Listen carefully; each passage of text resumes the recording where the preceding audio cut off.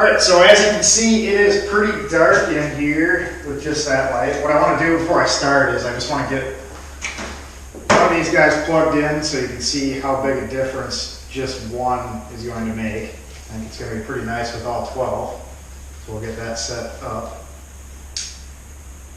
And that is just one light and huge difference. So we'll get started on installing them.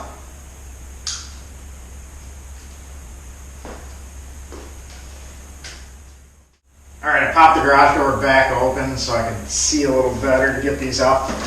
What I'm planning on doing here is essentially two U's. I'm going to start in the center, come out, and go down the sides. So it's just going to be down the sides. I want the primary light focus to be in the back of the garage here because that's where the workbenches are going to be.